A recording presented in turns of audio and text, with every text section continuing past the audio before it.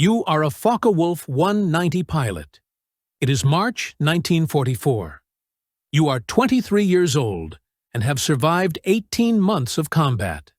You are one of the lucky ones.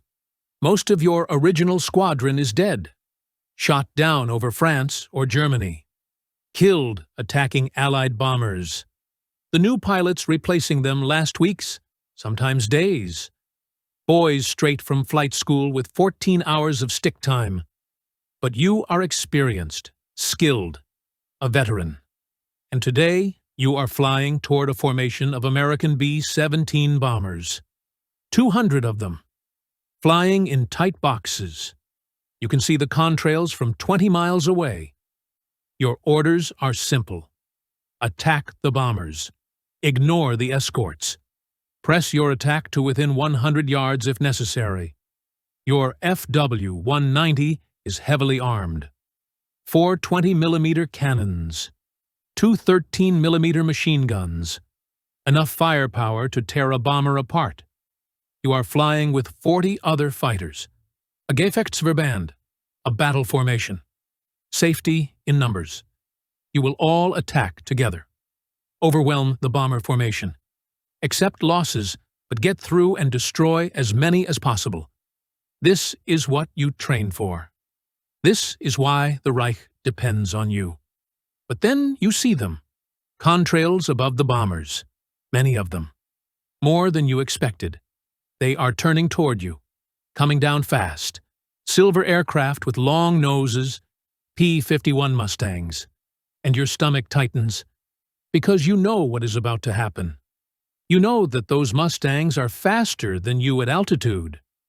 You know they can outdive you, outclimb you, outturn you at high speed.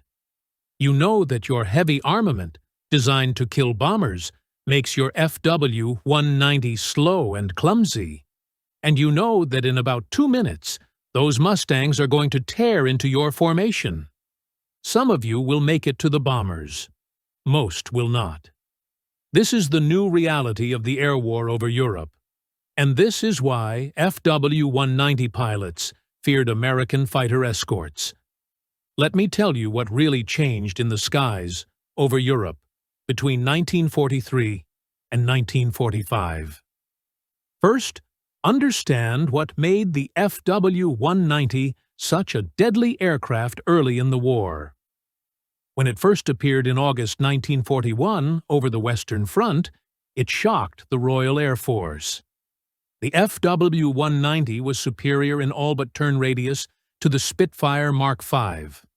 Faster, better rate of climb, heavier armament, better roll rate. British pilots who had been dominating the skies suddenly found themselves outmatched. The FW-190 could engage on its own terms, fight when it wanted, and disengage when it did not. It was a revelation. The designer, Kurt Tank, had created something unique.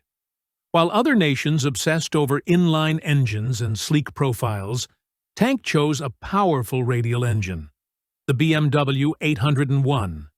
Later, the BMW 801D. Air-cooled, reliable, tough. Tank likened the Bf-109 and Spitfire to racehorses that performed brilliantly in ideal conditions but struggled when conditions became difficult. He wanted a cavalry horse that could operate from rough runways, be flown by novice pilots, take battle damage, and still return home, all while delivering high performance. And he succeeded. The FW-190 had excellent handling characteristics. The controls were beautifully harmonized. It was stable, easy to fly. A pilot could transition from the Bf-109, which was tricky and unforgiving, to the FW-190, and immediately feel more confident. The wide-track landing gear made takeoffs and landings safer. The radial engine, mounted in front, protected the pilot like armor. And the firepower was devastating. But the FW-190 had one critical weakness: high-altitude performance. Above 20,000 feet, the FW-190 struggled. Below that altitude, It was excellent. But at bomber altitudes of 25 to 30,000 feet, the engine lost power. Performance degraded. This was not a problem early in the war, when the Luftwaffe controlled when and where it fought. But when American heavy bombers started arriving in large numbers, flying at 25,000 feet and higher, the weakness became apparent. The Americans had a problem too. Their bombers, B-17s and B-24s, were being slaughtered. In August 1943, 376 bombers attacked Schweinfurt and Regensburg deep in Germany. 60 were shot down. 600 men killed or captured. The losses were unsustainable.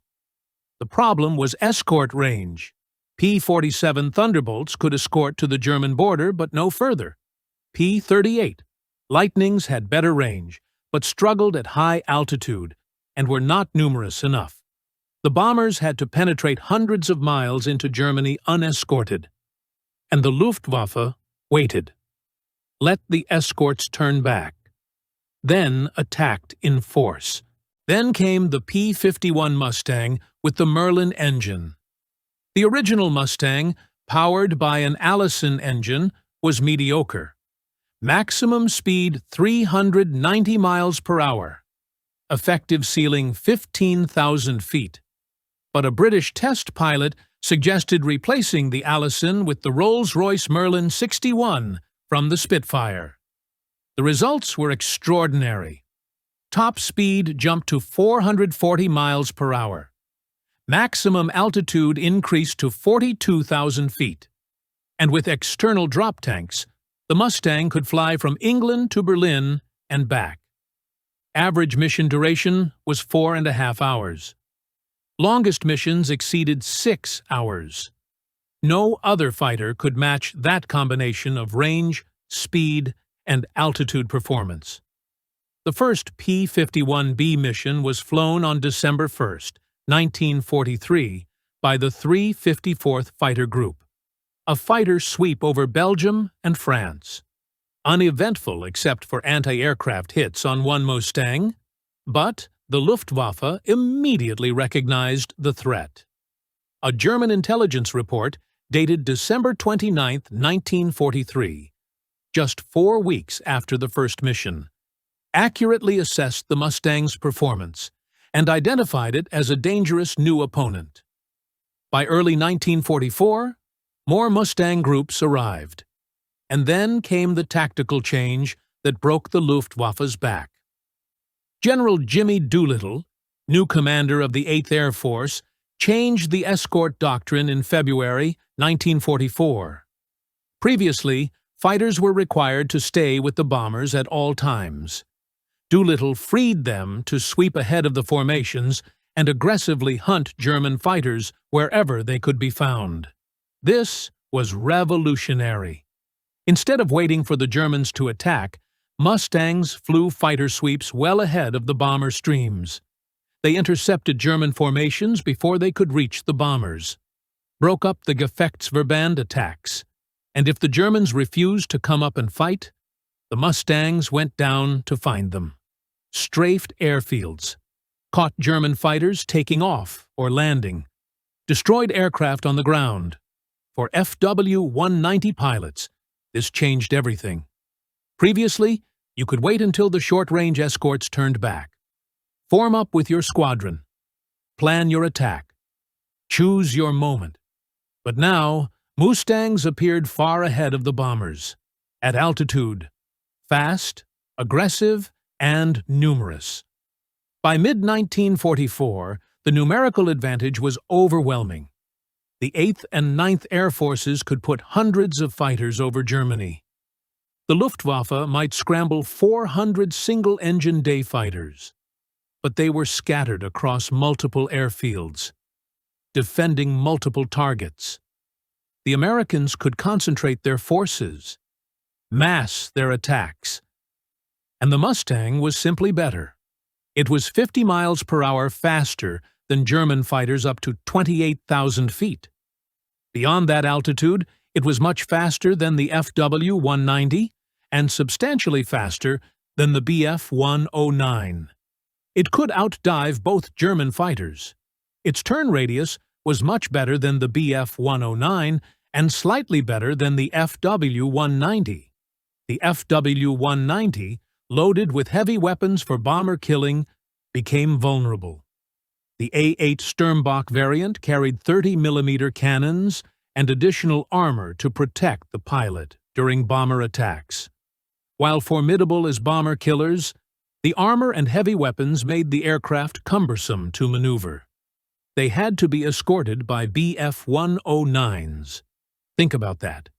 German fighters needed other German fighters to protect them from American fighters. The tactical situation had completely reversed. During Big Week in February 1944, a week-long offensive targeting German aircraft production, Mustang pilots destroyed 17% of the Luftwaffe's experienced fighter pilots in air-to-air combat. 17% in 1 week. This was not sustainable. Germany could replace aircraft faster than it could replace experienced pilots. And the Americans kept coming. More missions, more fighters, more pressure. On January 11, 1944, Lieutenant Colonel James Howard of the 354th Fighter Group flew a mission escorting B-17s to Oschersleben. Separated from his squadron, he fought alone for 30 minutes against over 40 German fighters attempting to attack the bombers. He downed 3 and damaged a 4th, 1 American pilot, against 40 Germans. And he survived. He was awarded the Medal of Honor, the only fighter pilot in the European theater to receive it. But his achievement also demonstrated what a skilled pilot in a Mustang could accomplish. The psychological impact on German pilots was severe. By late 1944, the quality of FW-190 pilots was falling due to attrition. Many had only 14 hours of actual flight time when they entered combat. 14 hours. Compare that to American pilots with over 100 hours of training. These inexperienced German pilots were slaughtered on a daily basis. FW-190, DD-9 or not.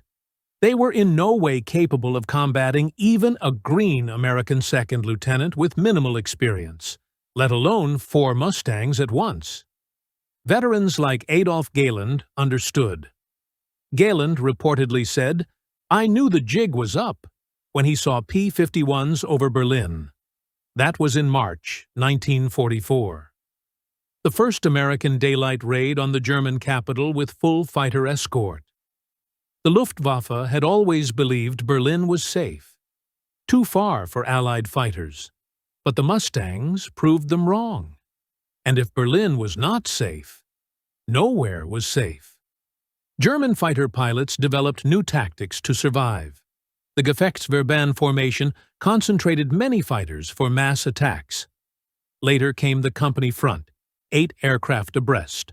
Armored Sturmgruppe FW, 190s pressing attacks to within 90 meters of the bombers. But even these desperate measures often failed. Mustangs intercepted the formations using fighter sweep tactics before they reached the bombers. The few German fighters that got through could damage bombers. But the losses among the fighter pilots were catastrophic. And it was not just the Mustangs. P-38 Lightnings, with their twin engines and heavy firepower, surprised German pilots with their ability to turn tightly and climb steeply. P-47 Thunderbolts, massive and heavily armed, could dive faster than any German fighter and absorb tremendous battle damage. But the Mustang was the most feared, because it could do everything. Escort, dogfight, strafe, and it was everywhere. Beginning in late February 1944, American fighters began systematic strafing attacks on German airfields, increasing frequency and intensity through spring 1944. The objective was air supremacy over the Normandy invasion beaches. Mustangs returning from escort missions would drop down to treetop level. Find German airfields. Strafe any aircraft they saw. Many FW-190s and Bf-109s were destroyed on the ground. Never even got airborne. The pilots who survived these attacks described watching helplessly as Mustangs tore up their parked aircraft while they hid in slit trenches. By D-Day, June 6, 1944, the Luftwaffe's effectiveness had reached its irreversible decline. Only 2 German aircraft responded to the Normandy invasion. 2, out of hundreds that should have been available. The rest were destroyed, damaged, out of fuel, or their pilots were dead or too inexperienced to fly combat missions. By the end of 1944, 14 out of 15 8th Air Force fighter groups had converted to Mustangs. Only the 56th Fighter Group retained their P-47s, probably out of pride. The Mustang had proven itself so superior that it became the standard. In its first 55 days of combat, the P-51B shot down 13.1 enemy aircraft per 100 sorties, compared to 4.3 for the P-38 and 2.7 for the P-47. Mustang pilots destroyed nearly 5,000 German aircraft in air-to-air combat, plus another 1,000 on the ground. Overall kill ratio was roughly 2-to-1 in favor of the Mustang. But these numbers understate the impact. Because for every German fighter destroyed, an experienced pilot was often killed or wounded, and Germany could not replace them. The Germans were not short of aircraft right up to the end of the war. They had plenty of fighters. But Allied fighters killed so many experienced German pilots that there was a shortage of pilots to fill the cockpits. And Germany did not have an adequate replacement training program. This was the death spiral. Experienced pilots died. Replacements arrived with inadequate training. They died even faster, which meant even more inexperienced replacements. Until by late 1944, entire squadrons were filled with teenagers who had never fired their guns in combat. For the FW-190 pilots who survived, the memories were bitter. They had flown one of the best fighters of the war. In the right circumstances, at the right altitude, with proper tactics, the FW-190 could still be deadly. But those circumstances became increasingly rare. The Luftwaffe had to separate its fighters, use Bf-109s at high altitude against the escorts, confine FW-190s to ground attack and lower altitude roles where they performed better. This split the already stretched force even thinner, made coordinated defense almost impossible. There are accounts of American pilots capturing FW-190s and flying them back to Allied lines. Colonel Bruce Carr was shot down over Czechoslovakia in October 1944. He evaded capture, snuck into a Luftwaffe airfield, and stole an FW-190, which he flew back to France. The fact that an American could steal a German fighter and escape in it demonstrates how total Allied air control had become. Some German aces remained dangerous until the end. Pilots with hundreds of kills. Men who had survived years of combat and knew every trick. But they were outnumbered, fighting alone or in small groups, while waves of American fighters swept the skies. Even the best pilot in the best aircraft cannot survive indefinitely when outnumbered 10-to-1.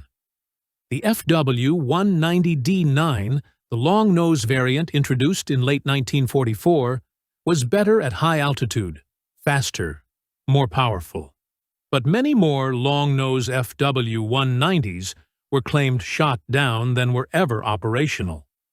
The numbers did not match because identification was difficult in combat, and even the D9 could not change the fundamental reality. Germany was losing the air war. The Mustangs and other American escorts had broken the Luftwaffe. Not through technological superiority alone, though that helped, but through numbers, training, tactics, and relentless pressure.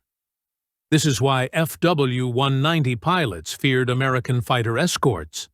Not because they were cowards, not because the FW-190 was a bad aircraft, but because by 1944, the tactical situation had become hopeless. You could be skilled, experienced, flying a good aircraft, and it did not matter.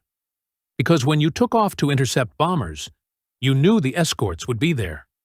Faster, more numerous, better trained, and every mission might be your last. Some pilots refused to fly. Others flew, but were paralyzed by fear. Most did their duty, climbed into their FW-190s, took off, formed up, and flew toward the bomber streams knowing what awaited them. They fought bravely, died bravely, achieved occasional victories. But they could not win. The war was already lost. The Mustangs and their pilots had made sure of that. Control of the skies was essential for the invasion of Europe. Without air superiority, German forces could have disrupted Allied landings. Two things broke the Luftwaffe's back: the appearance of the P-51 Mustang in late 1943 and General Doolittle's decision in February 1944 to allow fighters to hunt and kill enemy fighters rather than just defend bombers. By May 1945, the Luftwaffe was finished. Aircraft remained. Fuel was scarce but available. But experienced pilots were gone, dead, wounded, or so exhausted they could barely function. The FW-190, which had dominated the skies in 1941 and 1942, had become just another aircraft being shot down by American escorts. Not because it was obsolete, but because the men flying it were overwhelmed by an enemy that had learned how to win the air war.